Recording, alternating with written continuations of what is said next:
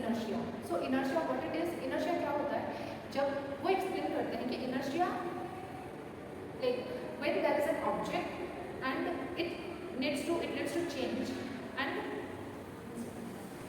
the tendency of an object its resist to change of that object.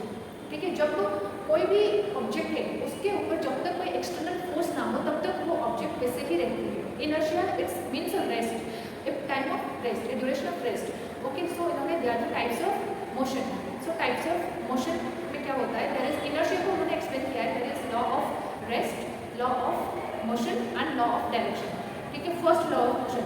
So there is type first is law of rest, law of motion and law of direction. So law of rest में क्या होता है, law of rest में there is things, the object will be same as you look when until and unless there is an external force is doing, when there is an external force. Okay, जब तक कोई external force नहीं होता तब तक वो चीज़ वैसे ही रहेगी.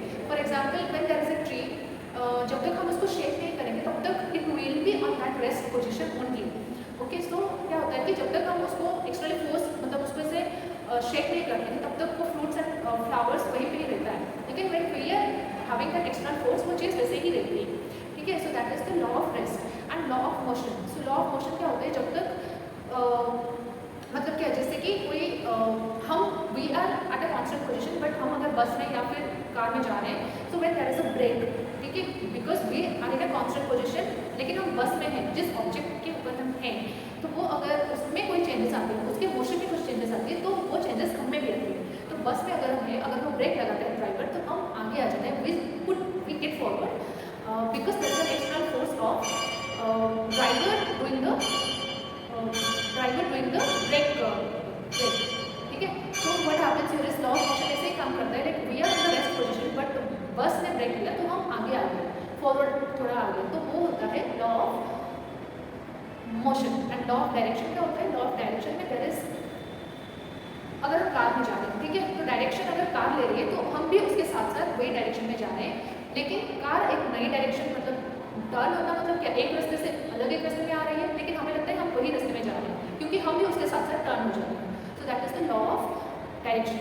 And there is law, second law जो होता है, सेकेंड लॉ ऑफ मोशन, वो क्या कहता है, that there is force that it means times of acceleration or F is equals to ma, that object depends the object, the force of the object that depends upon the acceleration and how much the object depends upon the force applied on the objects of the mass, that force applied on the objects of the mass. ठीक है, so force क्या होता है, जैसे force क्या होता है, like force वो होता है जब हम force that equals to the object of the mass में कितना एक्सेलरेशन लगा है. लाइक अगर हम बैटिंग करते हैं तो बॉल जितने तेजी से आगे आ रही है तो हम भी उसी तरीके से बैट उतने पीछे लेके उसको घुमाएंगे, है ना. तो क्योंकि हमें मतलब ऑब्जेक्ट जो है, जो सामने जो चीज़ें आ रही है, हमें उस हिसाब से अपने जो बैट है उसको उतने फोर्स लगाना है ताकि हम उसको फेस कर सकें.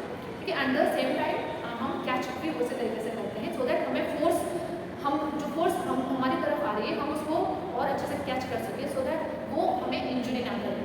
That is the second law of motion. कि अगर कोई चीज़, okay, second law of motion में that object describe the how the acceleration of an object depends on the force applied to it and the objects of the mass. ठीक है, वो object का मास कितना होता है उस तरीके से एक्सेलरेशन होता है. And there is